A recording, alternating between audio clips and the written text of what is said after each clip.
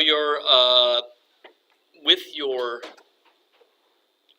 bibliographies, Marymount did their darndest to sort of eat me alive this week, and I've been in meetings like all day today and all day yesterday and all day Tuesday, and so I'm about there's 24 of you in 22, 24 of you in class, and I'm through 10.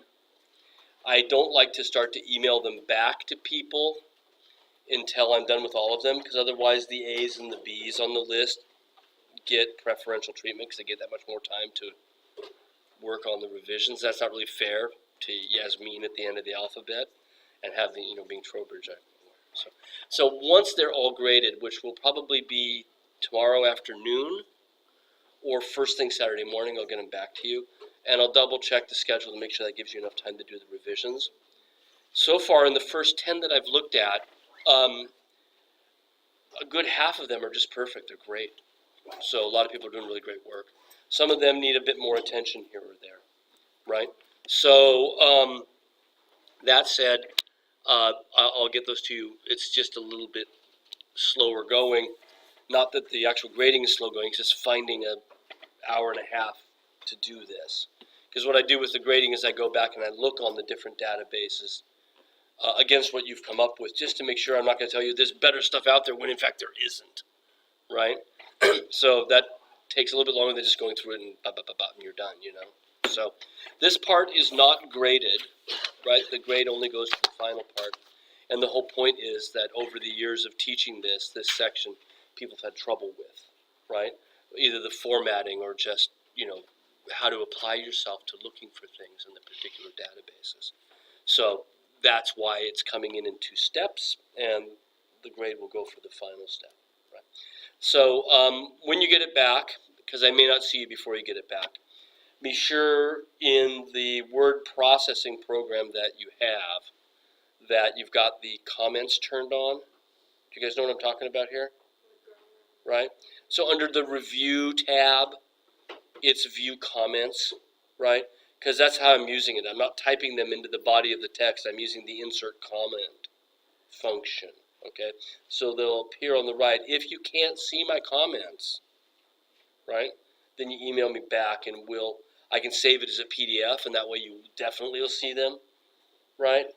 But this way you can just go through and fix things that way, comment by comment by comment. So is that pretty clear? Okay.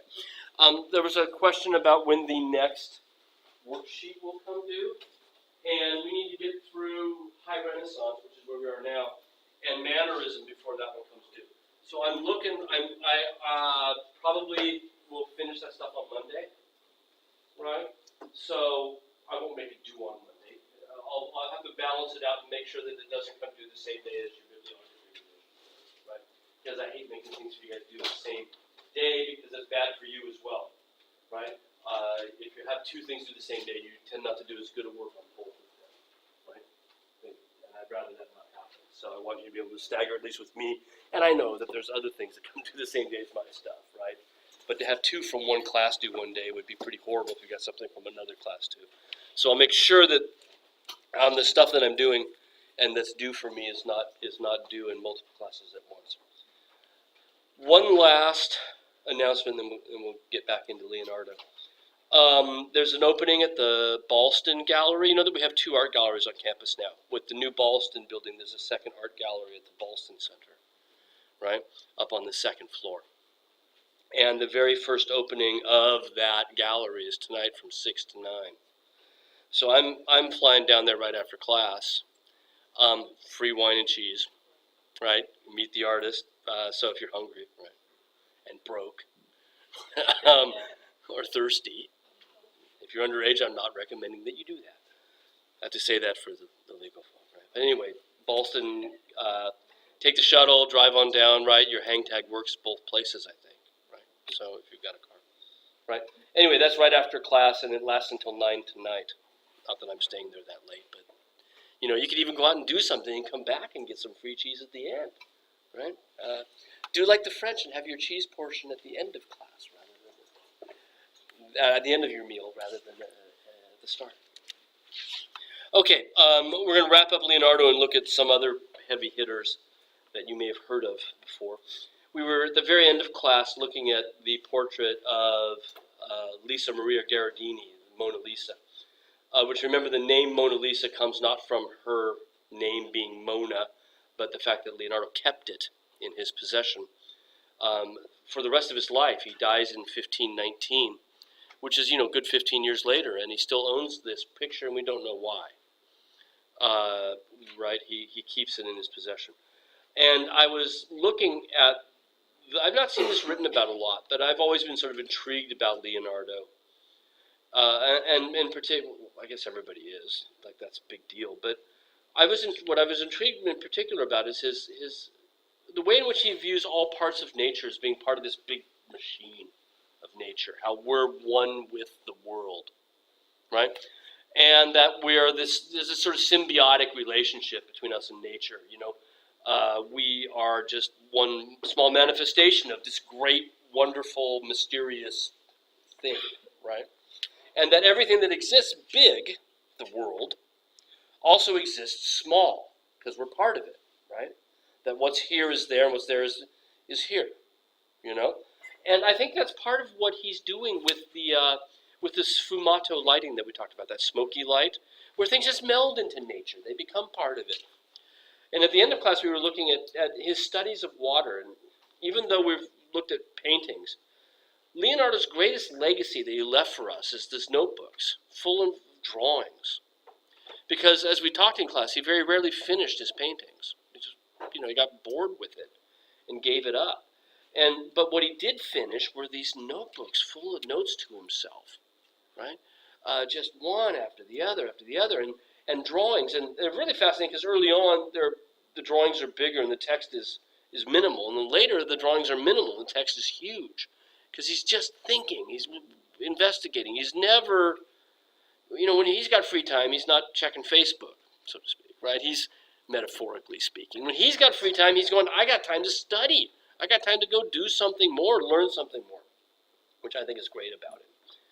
And one of the things that he's always interested, he's in everything, geology, anatomy, dissections, machinery, everything. Perspective. He was going to write a manual on how to draw in perspective, try and improve on what people are already doing, But one of the things that we see as a kind of recurring motif within all of this, we see quite a few, but one of the ones that intrigues me is water as something that he's just utterly fascinated with, because with this sort of restless mind that Leonardo has, water is a perfect thing to study because it's always different. It's never the same twice. So if you're going to study water in motion, whether it's flowing into a basin down below or diverted by obstructions up above in the one in the center, or clouds rolling over a hill and dumping vast amounts of rains on this Italian hilltop town, it's always in flux. It's always changing. And as we look at the background of Mona Lisa, we see a nature that seems almost like it's changing as we look at it. As you dig into this sfumato lighting and try to figure out what's going on in those smoky areas, there's a sense that it's almost like it seems like it's changing as we look at it. And as we look at the different things that Leonardo paints, whether it's her clothing or the way the roads turn into rivers and rivers turn into lakes, it seems like Leonardo thinks of lots of things as if they were water. That's the way he wants to illustrate it. And I think it ties back to this idea that we're all part of this wonderful natural phenomenon, which is the world. And this ties into something we were talking about in the bigger picture issue, which is that for the High Renaissance, right? Leonardo didn't say, hey, I'm High Renaissance. I think he knew he was Renaissance, but that idea that Renaissance was going through phases from early to sort of mature Renaissance, High Renaissance. That's an art historian's thing, right? We look back and we go, hey, Leonardo's really very different from Masaccio or Giotto. And we sort of subcategorize our periods. And nothing more so than the Renaissance, really. So he doesn't say he's High Renaissance, but one of the things we as historians talk about and what's different about the High Renaissance is that Leonardo is a scientist as well. He's an intellect. He's not just a craftsman anymore. He signs his work. Giotto didn't sign a single thing in his life. Duccio barely did, but remember Duccio's signature said? Remember that when we were talking about it? It's like, please, Virgin Mary, be nice to me because I painted you so beautifully, right? It's not like, hey, ain't I, the cat's meow, right? It's more like, hey, I'm kind of humble about this. I painted you beautifully, yes, but I did it because I'm a man of faith, right? It's not about a testament to intellect and skill, in the way that we think about it today. And Leonardo is much more that in that direction. He's a man who's respected for his intellect, right? And that conception of an artist simply didn't exist prior to this. Excuse me. Even back in ancient Rome, I had to pop my Rucola, best things in the world for chest congestion, so they have no drugs in them, right? They just soothe. So you can take as many of these as you want, and all you're going to get is zits. Right? I got one in my mouth now, right? So it remains this issue for us about Leonardo's Mona Lisa. It raises all sorts of interesting questions. Because the Sfumato hides so many things. People want to read every sort of cockamamie idea into it. Somebody once said it was a self-portrait in the guise of a woman, which I never really bought into. But it made headlines, which I don't do. So it's got that going for it. What did Oscar Wilde say? There's no bad press. All right. Well, we do know that he used it as a teaching tool. There's this copy of it that's from the same period. The way we know it's from the same period, these are great things about art history. You learn about a little bit about everything. How are you going to date a painting that doesn't have a date on it? Well, there's lots of really interesting new ways we do this. I say new like since I started studying. So it's before you were born, but since I started studying. Wood rings, wood samples. You guys know this from biology class? I remember learning this in biology class when I was in grade school, right? The idea that the rings on a tree are thicker and thinner depending on how much rain falls. It's the xylem and phloem, right? And these tree rings, they range, right? They vary. So if you cut a cross-section of a tree, you can see from the tree rings wet years and dry years, right? Well, what's cool is that wood that comes from the same region will have the same tree rings, right? It's wet everywhere. And these come from the Baltic states. So we know when it was dry and when it was wet, and what we can do is take samples of wood from houses and from furniture, and we can line up, and we know tree ring variations over the course of history now.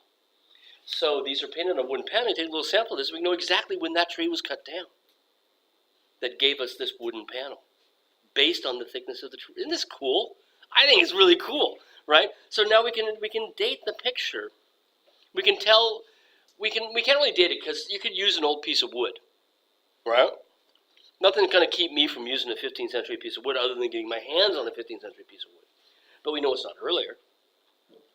And with this particular picture, we also know that looking at it with X-rays and infrared cameras, we can look beneath the surface of the finished picture. We did this with Jan van Eyck, right? Did we talk about that? We looked beneath the picture. Or with the Ghent altarpiece, right? Oh, I found the face, too, but I didn't tell you guys. Did I email that to you? Yeah, okay, very good. Yeah. Okay. We can look beneath the surface here, and we can look beneath the surface of the picture in the Louvre, the Mona Lisa, and we find that Leonardo made a series of changes as he was working. Sort of shifted the hands, changed slightly the direction of the face and the eyes as he's getting to the final surface. This one, underneath the surface, has the changes as well. So he's working on it while Leonardo's working on it, whoever this is, side by side. And Leonardo makes a change, and this guy makes a change. And Leonardo makes another change, and this one makes the change. So we think that Leonardo, while he kept this, it's not why he kept it, but after he chose to keep it, he used it as a teaching tool for his pupils who followed him directly. This one's in the Prado in Madrid, right? And we used to think it was just a junky later copy, but now that it's been cleaned and studied, we realize it's got this really interesting issue. And the Mona Lisa became incredibly popular. Copies everywhere. This one's up in the Walters in Baltimore. And we used to think it was from the period, but now we're pretty sure, again, from various scientific studies, that it's much later. What's interesting about it and the copy in the Prado is the degree to which they make it less mysterious. This really highlights what's so cool about Leonardo is the smokiness, is the strange aloofness of Lisa. These elements where, the robe becomes water-like. You can see how that's all been sort of straightened out here, right? And you'll notice in both of these that the background, she's sitting on this parapet, right, this outside porch, and there are columns on either side, but they pretty much almost don't exist in the Leonardo, right? They're not really there. Just the base of them is all you can see, and that has never been trimmed on the sides. We know that also from technical studies, that it's never been cut down. We used to think maybe it was, but now we know better. And later artists, when they copy it, sort of make it easier for you. They give you all more of the column to see on either side, so it's not like it's one of those things. But they're going to neaten it up a bit. And again, this is what sets Leonardo head and shoulders above the rest. This is a pretty good copy, though, otherwise, all points considered. But they've got it hanging up above one of the doorways between two of the galleries, so it's very hard to get a good picture of it. This is not even mine. This is what I had to download, because mine didn't come out, right? Well, he kept it for all of his life, and in 1510, he took a job as the court painter for the King of France, King Francis I. This is a portrait in the Louvre. We don't have a good portrait of him here.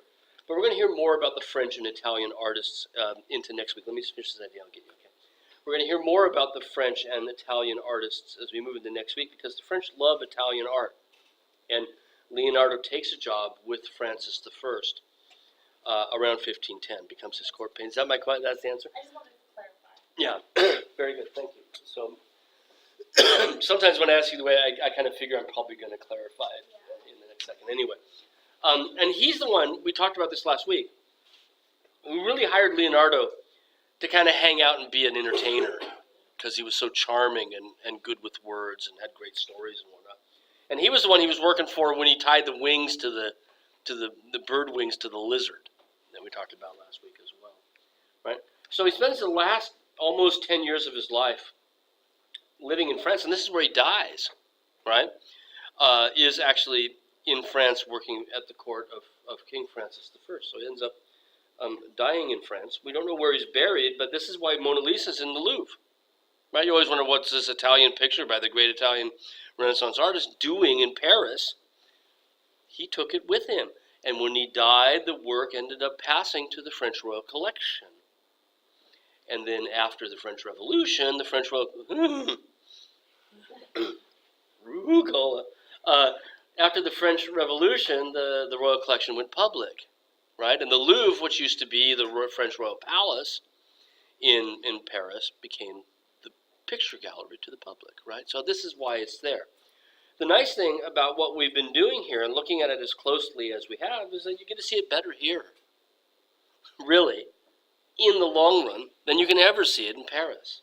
I haven't been to the Louvre in years, right? Whenever I go to Paris, I go to cafes instead anymore, because the Louvre is just like, why? I'm going to have 4 days in Paris. I'm going to wait half a day in line, to do this, right? And look at everybody's, and now this is before the stupid selfie sticks, right? Can you imagine? It's just, you get to see it better, right? Yeah, my parents saw it in 1992, I think, is when they first saw it. They saw it twice. Uh-huh. And they were like, it's not, like, just go look at it online. It's really cool that you get to say that you've seen it, but it's not that. Exactly, and there are better Leonardos just around the corner anyway. We skipped one of them, but the Madonna of the Rocks, which everybody's over here, is like, go see that instead. Yeah, and it's because it was stolen in 1911. Stolen, it disappeared, right? They thought Picasso stole it. It's a great story. Got to take my modern art class. They actually called Picasso in to question him, because, well, I'll tell you, because it's such a great story, right? I love great stories, and this is why we're running behind. But yeah, Picasso had a really good friend who was a journalist and a poet named Apollinaire, Guillaume Apollinaire. And Apollinaire had this personal secretary, this guy that was his sort of, his assistant. And the assistant was a bit of a devious bloke, and he would come to Apollinaire and his friends. He would tell them, if you could have any work of art in the Louvre, which one would it be? Right? And by the way, when I take students to the museum, I say that as well, because it keeps you looking.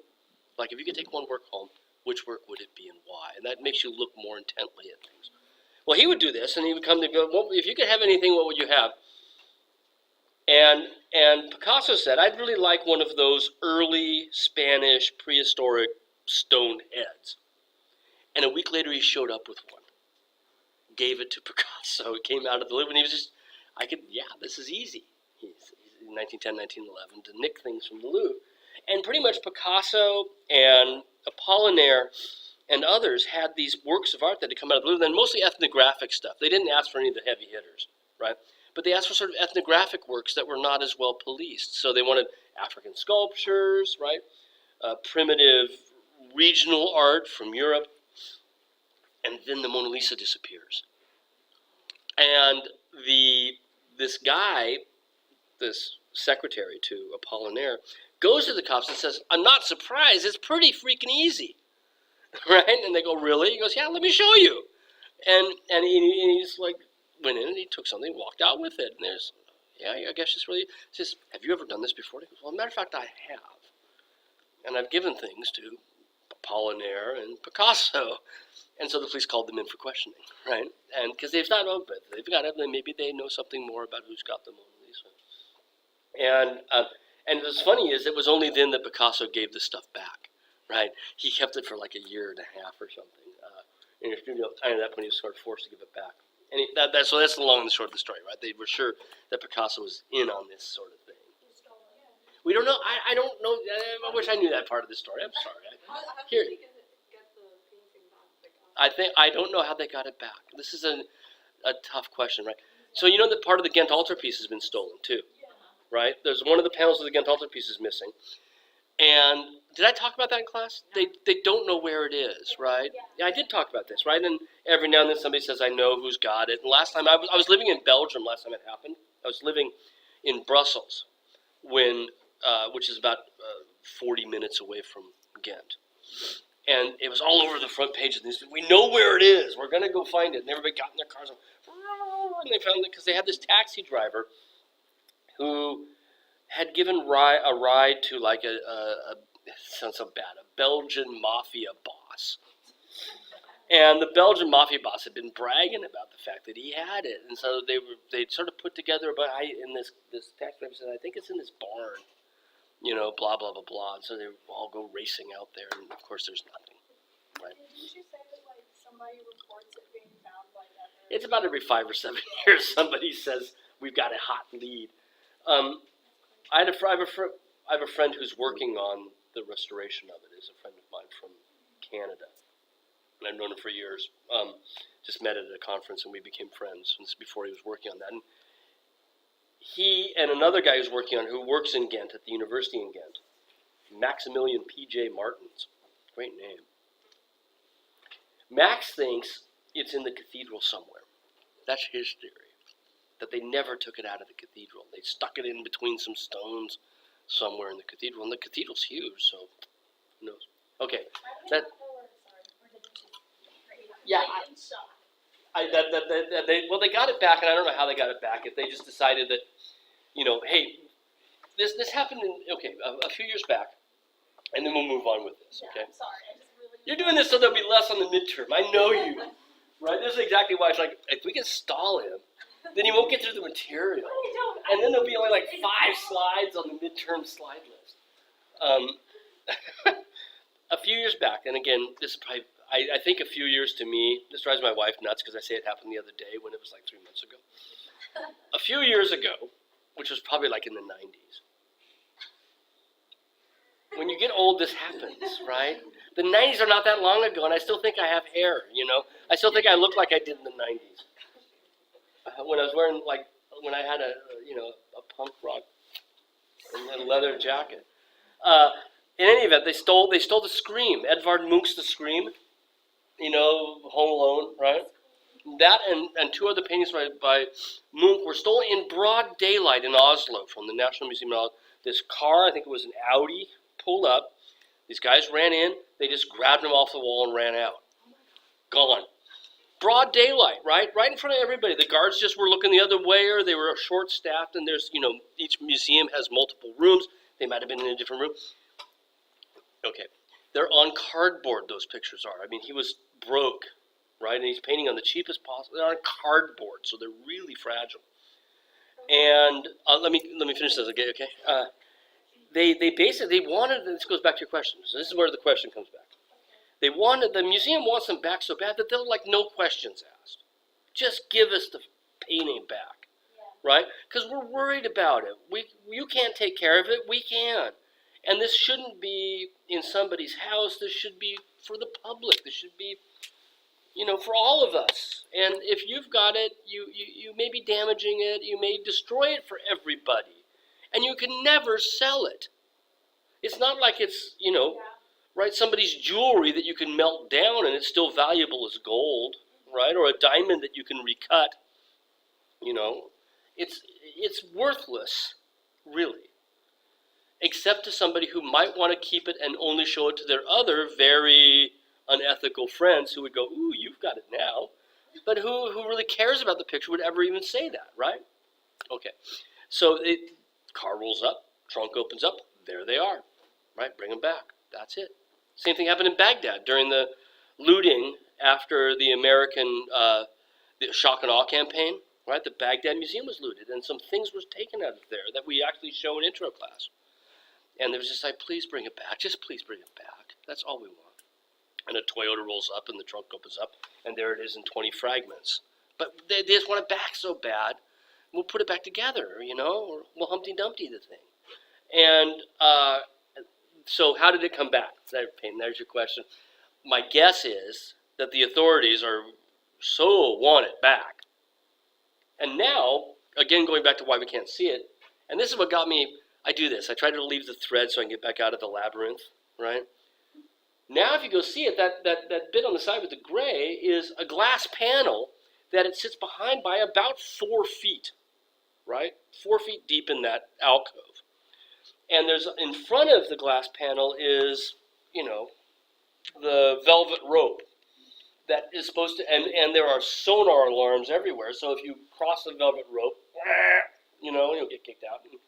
And so you have to stand about 6 feet from the glass, which is itself 4 feet from the picture. You're better off here.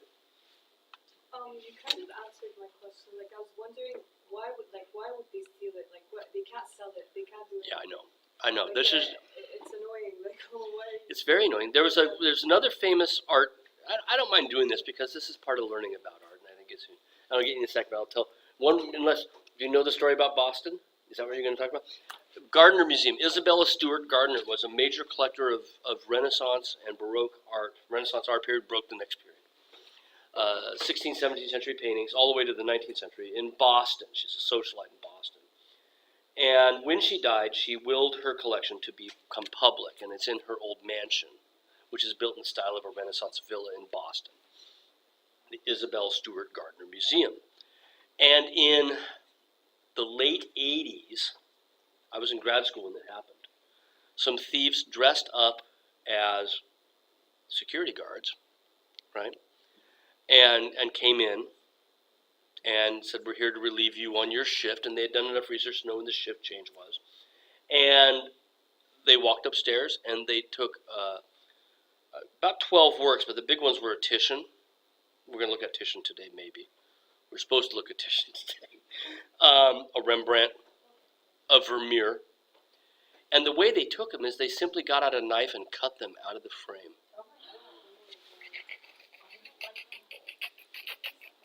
This side. They've never been found. 30 plus years later, they have never been found. Rembrandt's only picture of a seascape, right? Vermeer, there's only you've heard of Vermeer? Big Vermeer show coming in a few months. In a month to the National Gallery. There's only about 37 Vermeers in the world. They've got, one of them's gone now. You said in 1 month it will be in the National Gallery? Yeah. Not the stolen one. Yeah, October 12th or so. There's a great show of Dutch. It'll be about the time we get to him, so it'll be great. Right? No camera that they can see them. This was again 1980s, so they didn't do security cameras. And no, they were, but they're dressed up as guards, right? And they know what they're doing, right? I had Emma first, Danielle. So So like you kind of like answered this question, but like when a painting is stolen and the museum just wants it back, like do they just offer like money for it? this is publicize it. Yeah, it's sort of like Or do people just return it because they feel bad? No, I don't think they return it because they feel bad, right? Yeah, like. I think if you felt bad, you wouldn't do it in the first place. You're not gonna feel bad. Yeah.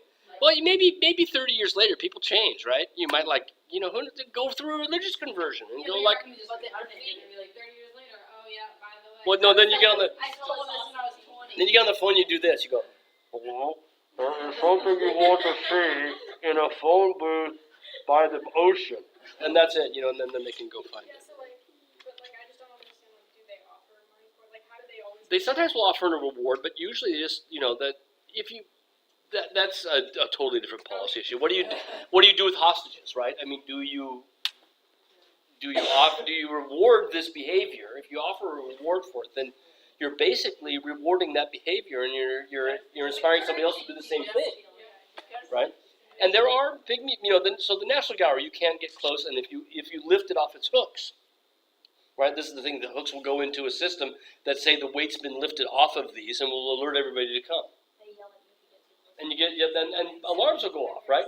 But also, even if you were to get too close and nobody was there to yell at you, if you grab a painting and do this, then those things that hold it to the wall up above or here will censor. And there's motion sensors on the objects, and it knows how heavy it's supposed to be. So Indiana Jones, the very first one, he's got the bag of sand and he's got the gold idol, and he's going, right, and putting it there because it's the same weight, right? You'd have to do something like that, Danielle. And then we're going to go back, okay? Enough of this sidelight. I have kind of two questions. You have a what? Kind of two questions. I have hopefully more than only one answer. Do they steal them to resell them? Like, or? Yes, but to somebody who is equally. The question is, do they steal them to resell them? And usually that's the case. We think that sometimes it's with the Gardner Museum, the ones that were chosen, because the Gardner Museum is a fantastic collection, and the pictures that were stolen from the Gardner collection seem to have been very well thought through, right? So the Titian that they got was just like maybe the best Titian in America. The Rembrandt, a very interesting Rembrandt. And there are things right next to them that they skip by that are worth every bit as much money as the one that they stole, right? But they took that one instead of that one. So we think with that one that it was a commissioned theft, like hiring a hitman, right? You're hiring a thief. Go get me these pictures. So somebody's, in this case, the thieves we think were paid by someone who's going to have these pictures in a collection that's so private that only talk about the height of greed, right? And utter egotistic self-centeredness. To have a picture that used to be on public display, but you want it so bad that you're willing to have it in the basement and not be able to show it to anybody. Isn't that just sort of the height of self-centeredness? You could go see it. If you live in Bali, go see it. It's there. It's on display. It's as good as yours, But no, I've got to own it. So your second question. What do art collectionists Sorry? do now? Like, what do art collectors do now? Like, what do they collect? What do art collectors collect now? Art. But like Is this a trick question? There are still paintings to be bought. The National Gallery has acquired things this last year. Some very major works have been bought this last year. And things are always changing hands because people die, right? And there's some things in private collections, some very, very good works in the private collection. So we'll eventually get to this. My upper division class, we're looking at German Expressionism of the early 20th century. We just got promised at the National Gallery, it's your tax money's us, we just got promised a raft of early 20th century German pictures by a couple, the last name is Saltzman. And the Saltzman collection has been promised to us. Big tax write-off, right? And when they die, the National Gallery will have them permanently, but right now they're just on long-term loan. So they're hanging on the walls of the National Gallery. The National Gallery doesn't own them yet, but they will. right? It's a gift that's been given. So what do people collect now? Well, the same things they've always collected, right? You're never going to see a Leonardo go on the market. Actually, Bill Gates, head of Microsoft, bought a Leonardo notebook back in the 90s, right? One went on sale, and it's one of 6 complete notebooks by Leonardo, plus there's scattered bits everywhere. And who's got the kind of money? Well, Bill Gates, right, has got the kind of money to pick up a Leonardo notebook. So there's that, and then there are various other kinds of art, like these are much, you could still find a Polaiwolo Battle of the 10 Nudes. Something like that might come up at an art auction on an annual basis, because there's enough copies of those. Okay, let's get back into, right, because look who's waiting for us. On the next slide up, right, is Michelangelo. So this is this amazing moment in art history when Leonardo paints the Mona Lisa when he comes back from Milan, right? And so he's come back to his hometown of Florence. And this is also a funny thing about Leonardo, right? He left. Remember why he left Milan to go back to Florence? Do you guys remember that? The French invaded, right? The French king and his troops invaded and drove out of Milan the guy he'd been working for almost 20 years. And closely, right? A good relationship between the two of them. Who does then Leonardo spend the last part of his life with? The King of France. Right? And he just doesn't, he doesn't seem to care about sort of that kind of politics. Doesn't seem to bother. Okay. Comes back to Florence in 1498, spends roughly 8 years or so there. Leonardo does, 8 or 9 years. Goes to Rome for a bit and then back to France. While he's there, so is Michelangelo. And Florence is not that big a town, right? Florence is, in the 15th century, it's an important city. It's a strong banking center. But if you think about just general population size, right? Then here you got these guys, right? Just as in the 15th century, you had Fra Angelico and Masaccio at the same time. Fra Filippo Lippi. I mean, it's this sort of, what do you want to say? It's a boilerplate of art talent, rubbing shoulders with each other. And they would have known each other. In fact, we know for a fact that they were actually working in the town hall of Florence, painting opposite walls with frescoes at exactly the same time, in the same room, at the same time. Both are lost, right? Both have been destroyed since then. But Leonardo was painting one wall, Michelangelo was painting the other, right? So they know each other, and apparently they hated each other, right? We talked before about the paragone, that sort of that rivalry between sculptors and painters. Well, this Michelangelo said, I can do 3 dimensions, I can do superhuman size, and Leonardo's, well, I'm not all muddy at the end of the day, and they make an interesting pair, Leonardo and Michelangelo, because Leonardo's all about nature, and man is a part of nature. Michelangelo is all about man, full stop, right? Man, period.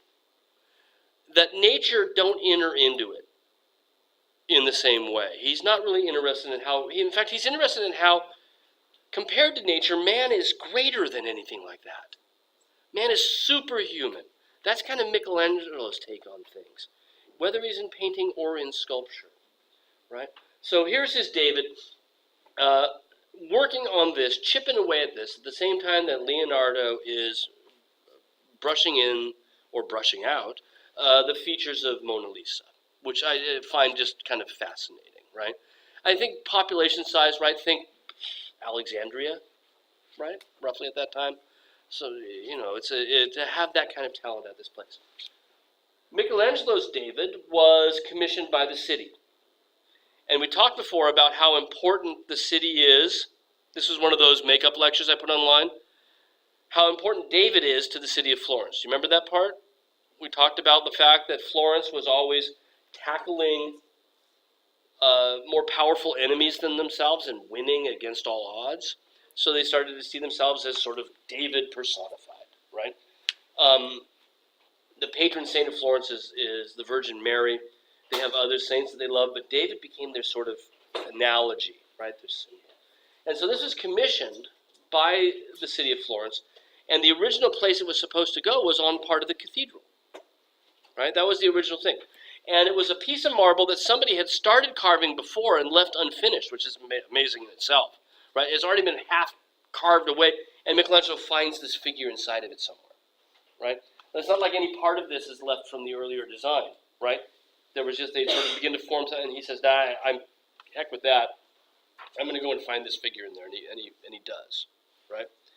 So originally, I'm sorry, this shouldn't have come up that quick. This is supposed to, hang on a second, I'm going to do something here. I'm going to quickly reanimate this so that comes up so you can see something here. What is he holding in his hand? We'll get there in a second. Patience is a virtue. That's no, it's all right. It's good to ask. A cell phone. Right? He has to be kicked out. So that's where it was. They put a copy up where it was going to go originally a few years back, right? And so originally it was. So there's the facade of the Cathedral of Florence on your right, looking down the nave to the dome that's over the crossing. And he was going to go on one of the side domes that buttress it up above the ground, right? And so they put up a 3D printer thing, right? So you could see it. And so it was really going to be kind of out of the way, right? So there is the fake up there. They didn't take the real one and put it up there. Yeah. And when Michelangelo was done with it, they go, we can't put it there. You know, that's too inconsequential of a place for it. We got to put it somewhere great, right? We got to put it somewhere better than looking down this street. And so what they decided instead was to put it right in front of City Hall. So this is Florence's City Hall. It's built around the year 1400, a little bit before then. Sorry, around the year 1300. There's only one door in, and David was right there, right? Now, eventually, David wound up in a museum, and a copy was placed there, and it's still there today. So if you go to Florence, you'll see the copy of the David in front of the door, but the real one is in one of the museums in Florence, okay? So for us in this class, the important thing is that originally it was commissioned to decorate the cathedral. Too good to go there, out of the way. Let's put it somewhere more prominent in front of the door to City Hall, which makes sense because it was a symbol for the city, right? So put it in front of the door to City Hall, right?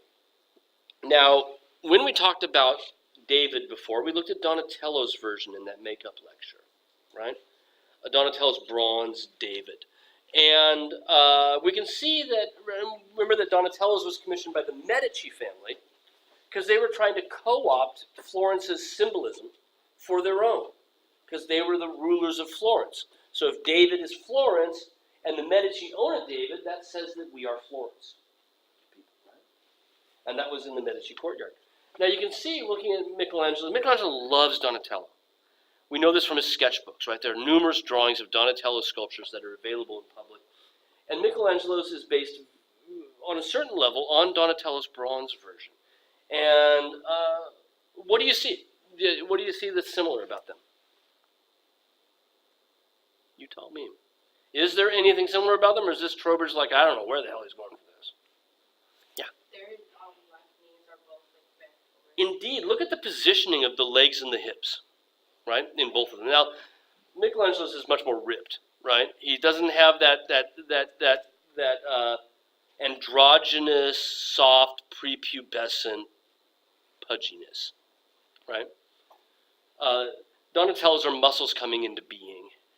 Michelangelo's got them, right?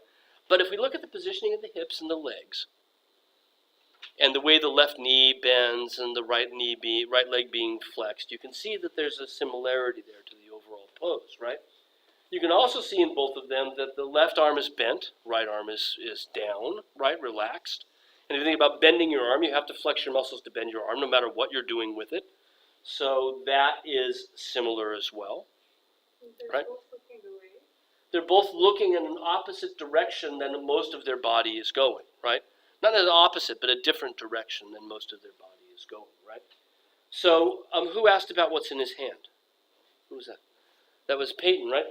Look at what's in Donatello's David's hand. Not the sword, the other one.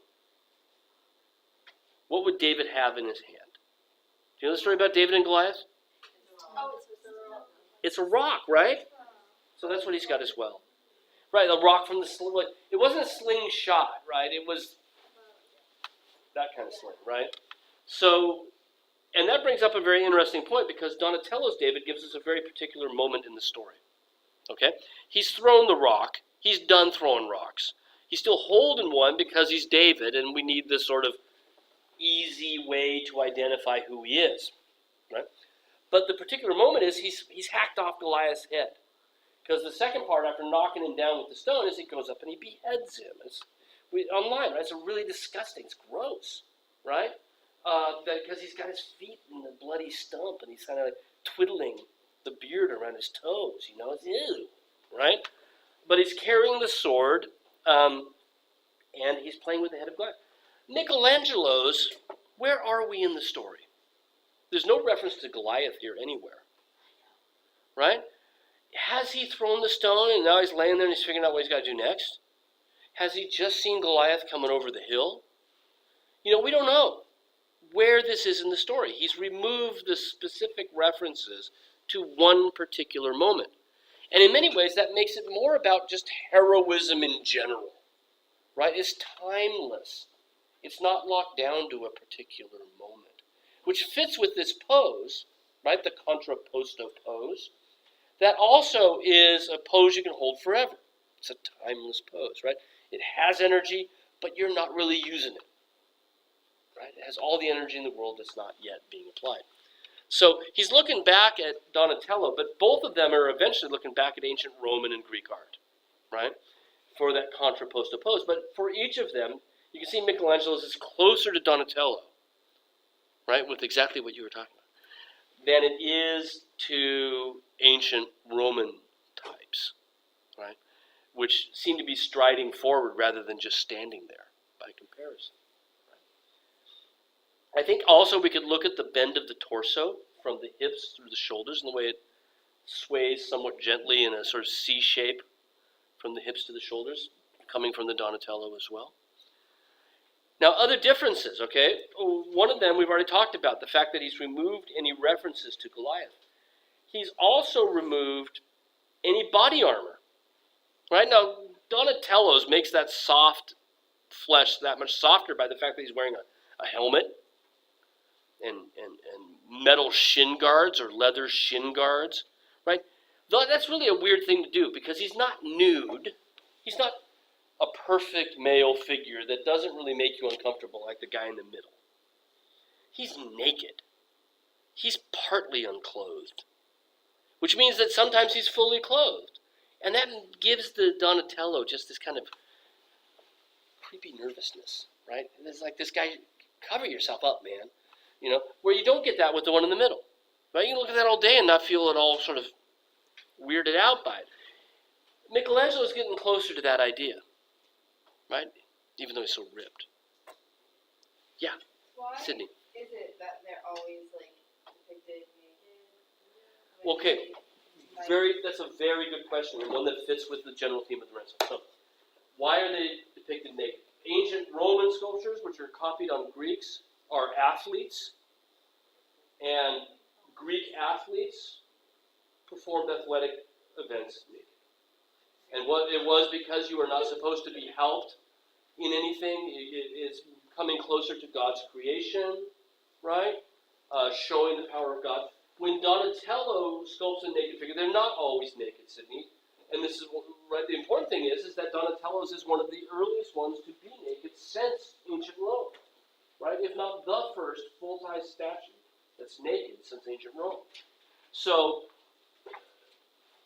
when they are naked, right, with the Donatello, it's because David is acting through the power of God.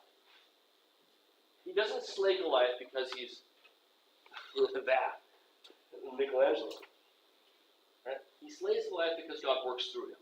And the way that Donatello shows us that is this sort of loose, undeveloped musculature, the softness of his flesh, and the fact that he's utterly unprepared to go into battle. Right? He's not dressed properly. So the nakedness helps the subject matter. For Michelangelo, I think that's still part of it. The power of God. But it's shown through him in a different way. Right? For For Donatello, the power of God shows through because this is a guy that couldn't do that. For Michelangelo, the power of God shows through because he's a guy who looks like that, right? Oh God, who's ever built like that, right? That's the glory of God shown through the human body, which itself is kind of a problem, isn't it? Right? So we were created in God's image. Theological. Let's think like a Renaissance Christian. Okay, we're made in God's image, so we should show something like that. But the problem is that when you get a work of art like Donatello's David or Michelangelo's David, that celebrates the human body, right? When you say that's what this is all about, it's celebrating the beauty of the human body. Okay, when you get a work of art that's doing that, aren't you sort of saying that the world is a wonderful place? The physical nature of you, of us, is itself, as an end to itself, fantastic. And doesn't that idea kind of run counter to what Christianity is kind of all about? Which is that there's another realm of existence that's better than this one? Right? So there's a bit of a dichotomy here. There's a bit of a paradox that comes up with what he's doing. Now, I'm almost done with the answer to the question. Why is Michelangelo doing it? Part of it is here, but part of it is also that Michelangelo is getting closer to the Roman Greek idea of perfection. Right? And with this comes something that we begin to see in the 15th century, which we hadn't seen before. Think back to Klaus Schluter. Remember the Moses well? Right? The prophets, right? The crazy realistic prophets. They were all painted, even though they were carved out of stone. Right? He was originally painted, even though he's carved out of stone. Right? The only works of art from the ancient world that weren't painted were the bronzes. Everything else was painted. Michelangelo is seeing these works with the paint worn away. And he's making unpainted works of art to emulate the ancients more directly. So, why are they always naked? There certainly is a symbolic element to that, but for Michelangelo, it's this idea that he is as good as or better than. Right? His works are as good as or better than the stuff that's been left over from ancient Rome. Right? Long answer. Right? You can distill that down to 12 words. Right? I can't. You could. Does that have anything to do with like the quality, like we all like look alike or something like With that? the quality? I don't understand. Like the way that like all sculptures in Europe are similar. They're all naked. They're all like doing the same thing. Well, again, they're not all naked, and there are yes, at a certain point, it is the legacy of Greece and Rome, and the idea of that legacy is so strong for European art. But also, the human body communicates ideas, and the clothed body necessarily doesn't as well. You know, it's much more. I think it's there's more potential for eloquence for artists who work with the nude. But also there's this idea, and this is, again, I think this is a part of the question, is what we've been talking about, the artist as a thoughtful, intellectual, investigating ideas. And part of those are human anatomy. So clothing the figure doesn't get you there. Right? Okay. And so for Michelangelo, right, this work, even though there's a particular thing that the city of Florence wants from it, and he obviously exceeded their expectations, right? Otherwise they would have put it where they thought, or they might even rejected it. But they didn't. But he's using that opportunity as the opportunity for him to get in and really investigate the human figure. A perfect sense of anatomy and proportions. Now, Donatello makes David young, right? He's pubescent, which we know from the Bible is the case, right? It makes him somewhat weak. Michelangelo's dropped the weakness, and the body doesn't look particularly young. But there are really subtle ways in which Michelangelo makes him look like a kid still, oddly, despite that physique. Look, for example, at the size of his hands. Look at the size of his feet. He's like a puppy, right? Those hands are just way too big for the rest of it. They're the one thing that's out of proportion. And Michelangelo wants you to realize that as spectacular as he is, right, as wonderful of a human specimen as this is, he's still going to grow, right? He's still a youth. And there's these very, very subtle ways in which he suggests that this is still a child. Michelangelo loves using the human body, and this goes back to the question from Yasmin and Sydney, of using the body as a way of delving into the state of the soul reflected through the body. And even looking at Leonardo, we talked about the fact that the outward appearance of the human figure was seen to reflect some element of the soul. For Michelangelo, that soul is often tormented, often struggling. And that's something we see again and again in his sculptures, is the idea of the soul struggling. And it goes back to that dichotomy I was talking about before, which is you've got the human body, great, muscular, can do anything, but within it is this Christian soul that longs to not be in the human body.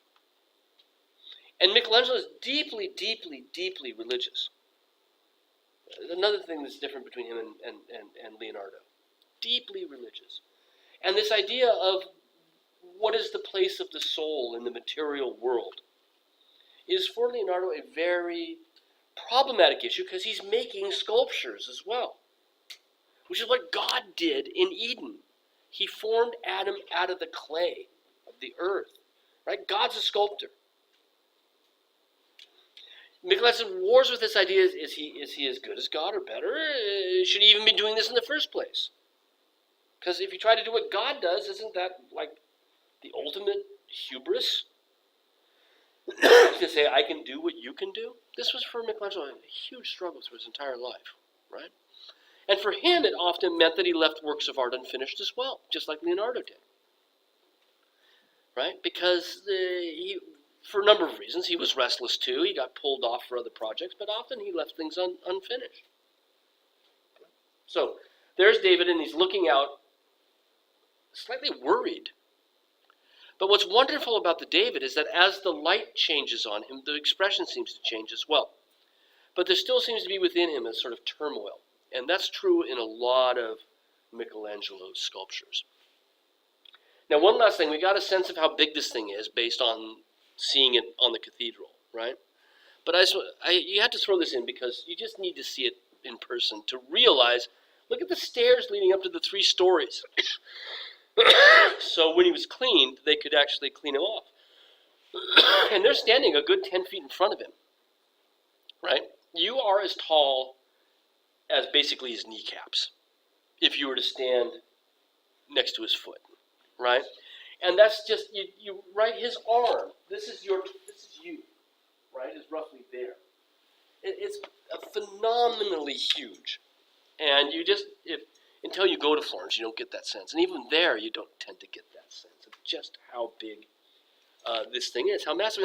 And these are Leonardo, this is Michelangelo's idea I mentioned before, which is that man dominates the world, whereas for Leonardo, man is part of the world, right? Man is part of this machinery that all works together.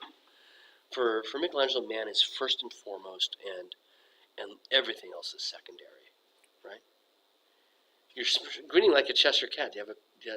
No, the look on your face is like, I saw something. Just he's nice to look at. Is that what it? I'm putting words in your mouth. Okay, in 1505, Michelangelo's working in Florence. He's just finished this. The Pope in Rome gets wind of this amazingly talented young sculptor. He's about probably 30 by this point or so, right? He dies, I'm trying to think, he dies in the 1560s, and he's in his late 80s or 90s, so he's 20s, 30s when he does this, which is like jerk, right? To be that good and young. The Pope hears about him, and he says, I want you to come and work for me. I've got some projects I want you to do down here in Rome. And prior to this point, we haven't really talked much about Rome because of the papal schism. Remember we talked about Avignon and how the popes had spent time in south of France? They don't get back to Rome and resettle in the Vatican, right? It's not even the Vatican yet because the Vatican City is founded even later. They don't get back to Rome until the 1450s or so. They start to settle it out. Right? So Rome isn't really an art center until the 16th century. And Pope Julius II is a major patron of the arts. In fact, the Renaissance as we know it would not have happened without Pope Julius. He's maybe the single most important figure of the Renaissance, is Pope Julius, because he's the one that gave Michelangelo some of his best projects, gave Raphael some of his best projects, who tried to rebuild the entire city of Rome to be a capital again, right? He's really important. And in 1505, he sends a letter to Michelangelo, says, please come down, I got something for you. And you don't say no, right? I had lunch with the provost today, because he's new this year, he wants to meet everybody. And I didn't have time to have lunch with the provost, but you don't say no, right? Provost is like second in command at Marymount, right? And you just don't say no. So anyway, he goes. He spends the rest of his career, all but a few years, in Rome, working at first for Pope Julius II, right? And the project that Julius has for Michelangelo, which is actually kind of enticing for a sculptor, is he wants Michelangelo to work on his tomb. Every pope is buried in St. Peter's beneath the floor, and each of them has a tomb. He wants a tomb that's more spectacular than anybody's. And what he wants, this is the original design for it, he wants a tomb that shows him at the top being born into heaven by angels. That's not that big a deal, they often were, but it seems kind of cocky. I can't imagine Francis doing this, but okay. And then down below is the human body bound up on earth, and up above transcending to heavenly thought through Christian figures. And originally, each of these figures is about 9 feet tall, right? Anywhere between 9 and 15 feet tall. So the figures down below would be slightly over life size, maybe half again life size. The ones up above about twice life size. And there are roughly 40 figures or so total on the tomb, as well as the architecture which Michelangelo was going to carve too. So this would be a huge thing, right? And Michelangelo as a sculptor is, right, best project ever. And so the dying captive here is one of the figures that was going to originally adorn the bottom part. And the idea of being captives, they're the soul held captive by the body, right? That idea that the body may look great, and with Michelangelo they usually do, right? But the soul longs for something greater than that, right? Longs to be free from the bonds of the earth, right? And this, again, unlike Leonardo, where the human body longs to be part of the earth, you know? So, a number of these figures, he never finishes it, right? He scales back the project on 4 or 5 different occasions. When it's finally done in 1540 or so, right? Julius has been dead for 30 years when he finally gets it done. It's just a few of the sculptures is all that he ever puts up there. And the rest of them from the unfinished project are picked up by collectors. And the dying captive on the right is in the Louvre because Francis I, who we just saw, he was trying to get Michelangelo to come up as well. But he couldn't because Michelangelo's dyed-in-the-wool Italian.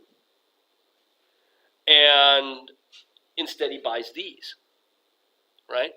And so those become part of Francis's collection alongside Leonardo. Yeah. So, did he actually finish the tomb, like, totally like that? No, not at all like that. It's not even the Vatican. It's in a small parish church in the Monti district, up near the train station, called San Pietro in Vincoli, which you don't which this, right? These are you put your pen down just like with the stolen art part. San Pietro in Vincoli was where Julius II originally was a parish chaplain before he became pope, and so that's where his body ended up being buried. And the only figure that got done is this one. For that, right? It's Moses, right? And that's there, and you can go see it. Get one of our Rome trips. We do a lot of trips to Rome, and you have time to go see San Pietro in Vincoli, right?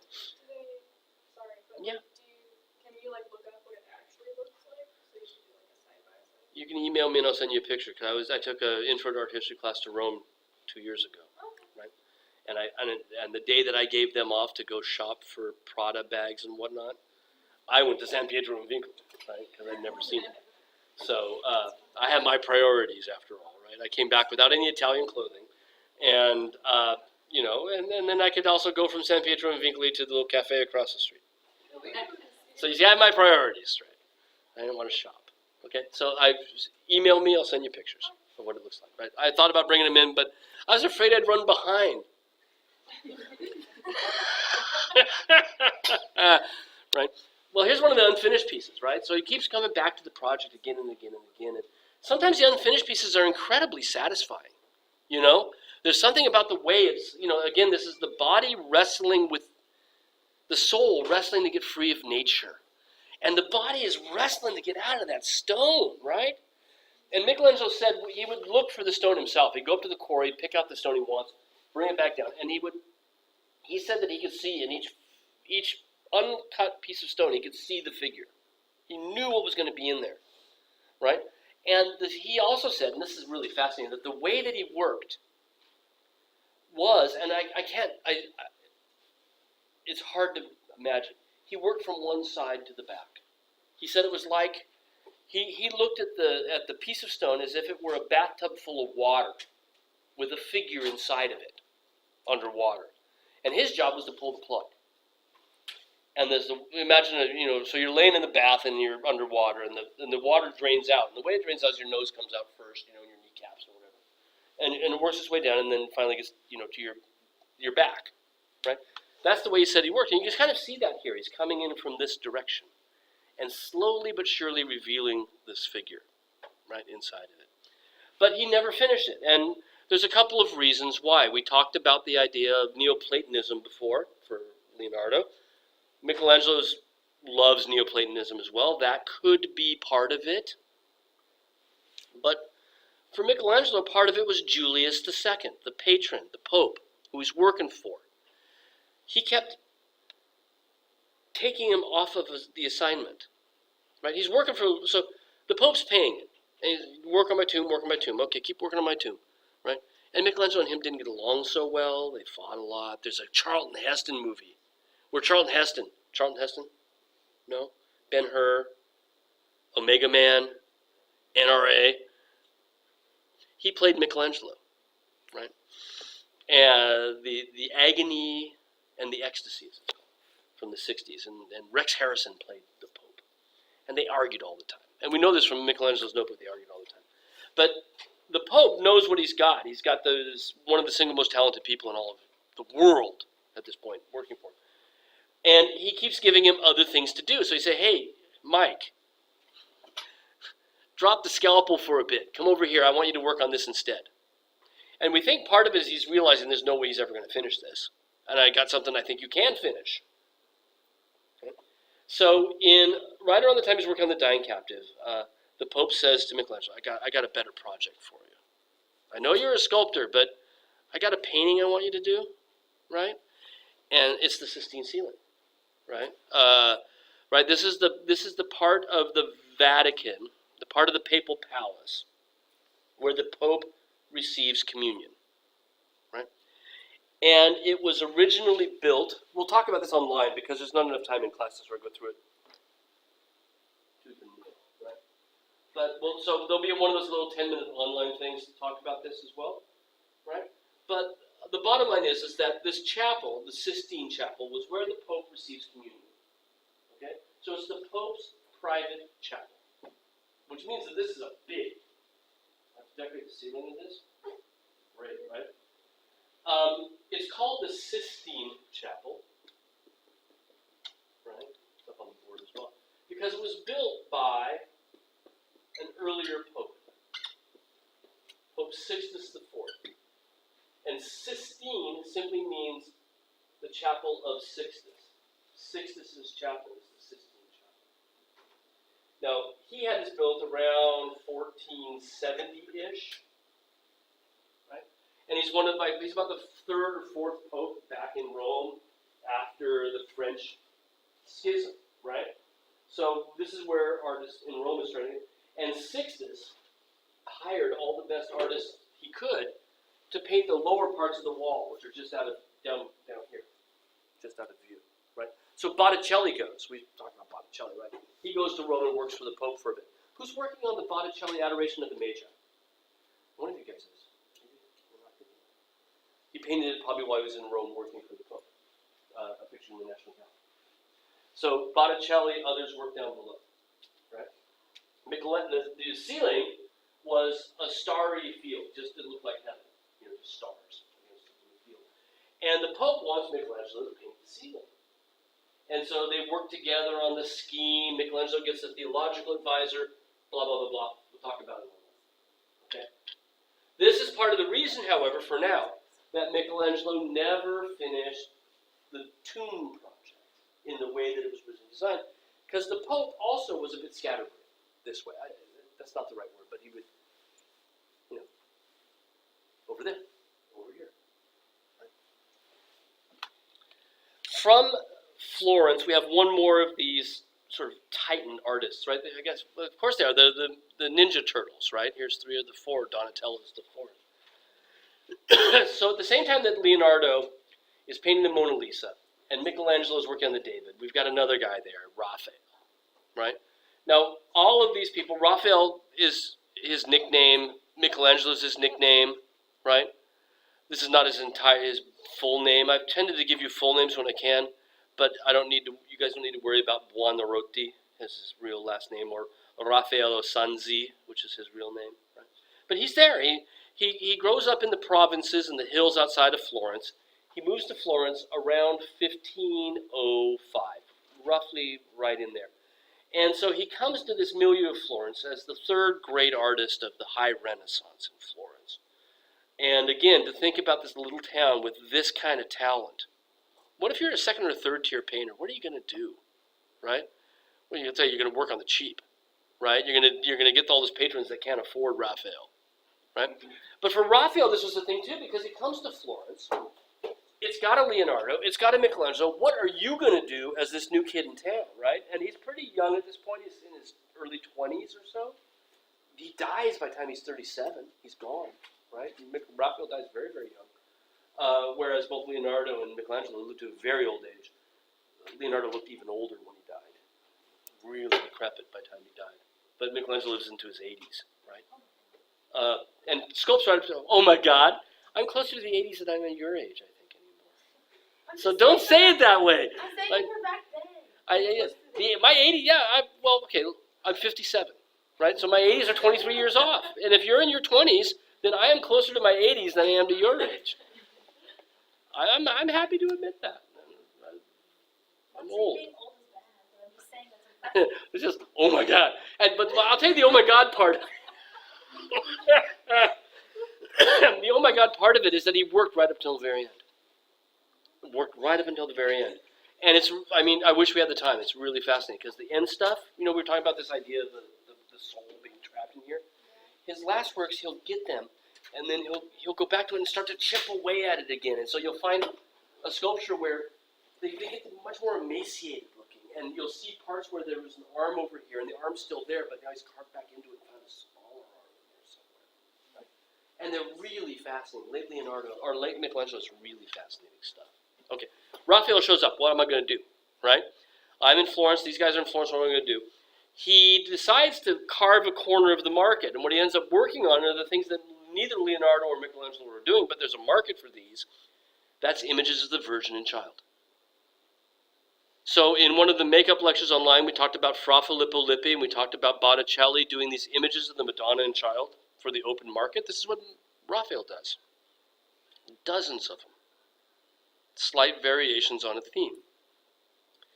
We've got 2 of them from the time he's in Florence and 1 from when he's in Rome, right? That's how he makes a living at this. And the one on the right, the most beautiful of the group here in the National Gallery. But we have the best Raphael collection in the world outside of Rome, right? The Louvre doesn't have as good a collection as we do. Okay. When he gets to Florence, 1505, is the same year that Michelangelo left for Rome. And they may have overlapped by about a month, but not by much. And what that means is that he's out of the picture. Okay?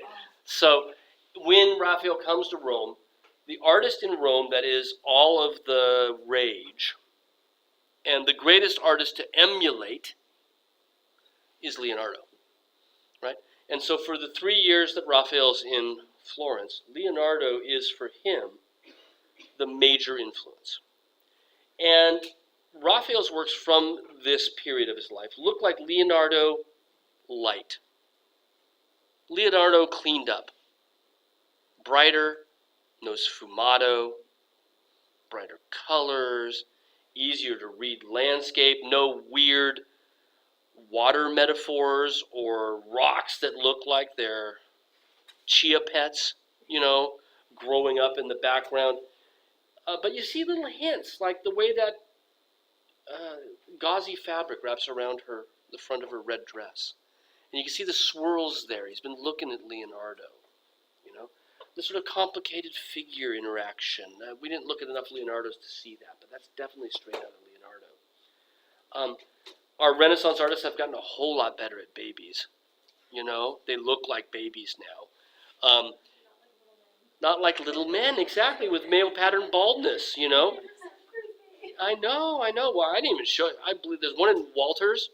He looks like a sock monkey on steroids, like big rippling muscles, baby Jesus with rippling muscles. Well, this one, he's cute as a get out, isn't he? Look at his little pudgy little hands and the oversized head, right? Okay, it's 6:15. We had to quit.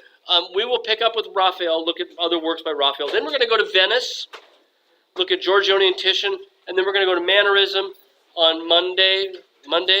So that's when the next worksheet will come due, but I'll make sure that we orchestrate it between the due date for your bibliography, and I'll get you your bibliography comments back as soon as I possibly can, right? I have to go to this opening now.